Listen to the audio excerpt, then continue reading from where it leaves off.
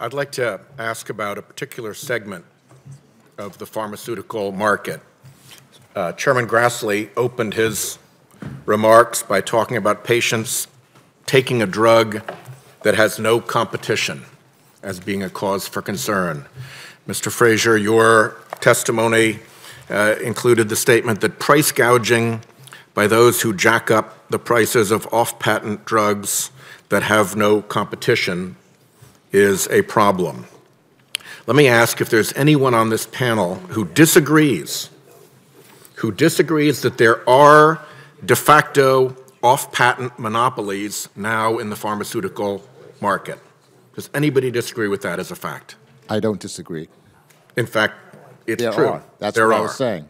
And indeed, is it also not true that sometimes these off-patent monopolies are used to impose monopoly pricing? It is true, and I think the most egregious examples that we have seen recently have been exactly in that situation. Does anybody disagree with that? I agree. Everybody agrees. Now, are there among those entities that are in that category with off-patent monopolies who are extracting monopoly pricing by virtue of that, entrants who aren't even really in the pharmaceutical industry? There absolutely are. That's they why invest I said nothing in R&D. Exactly. They don't even come from the pharmaceutical industry. Yes. They're more or less corporate raiders who've bought something in order to jack up prices and take advantage of monopoly rents, correct? There are many people like that. There are many people like that. Does anybody disagree that that is a feature right now within the pharmaceutical market? Everybody agrees? And I would add also, Senator, that they are not allowed to be part of the Pharma Association. So here's the problem. It is not difficult, in my view, as a lawyer of many years and a prosecutor of many years, to prove the existence of a monopoly. Mm-hmm. We have been proving the existence of de facto monopolies in courtrooms and in regulatory proceedings for decades. So we can identify where these monopolies exist. Even if you let all the ties go to the runner, so that wherever there's a real question, you throw that one out, there still would remain a significant population of entities where it is beyond dispute that they are pricing based on monopoly power. And as I look around, there is no place to address that. There is no organization in the federal government that is taking an interest in that. And it is the scandal, I view, of the pharmaceutical industry, and you guys take a hit for it. Here's the problem. When we try to do anything about that, the people you pay to lobby us here in Congress come out and say, nope, we can't do anything like that. That might look like price control. We are not interested in taking any look at this monopoly problem in your industry. I shouldn't even say it's in your industry, because I think a lot of these people are raiders into your industry who aren't really part of your industry. They don't really develop drugs.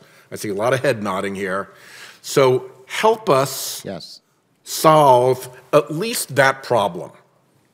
You know, there are lots of other problems that we're going to have to look through with your pricing. Help us solve at least that problem. Turn off your lawyers and your lobbyists as antagonists when we try to solve that problem. We will. In fact, switch them on and say, let's figure out how we deal with these modern monopolists who aren't even really in the pharmaceutical industry. I couldn't agree more. These people are at best, tone deaf, and at worst, abusive.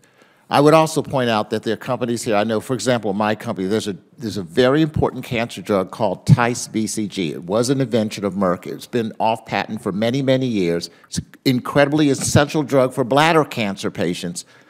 A number of companies that were making it went out of the business. And so now we've had to double supply. Over the last 10 years, the cost of that drug has increased by $5.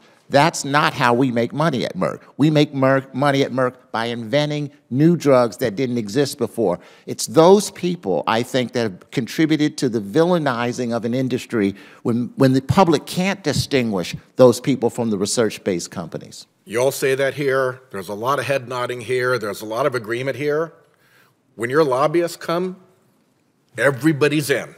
And they're not going to let anybody lose in all of this. We have got to at least cut off. Thank you for telling me that, because I never knew that our lobbyists were opposed to that. We have got no support for working against these monopoly Raiders. So, Senators, the Raiders. message is very clear, and we're going to take very seriously the task.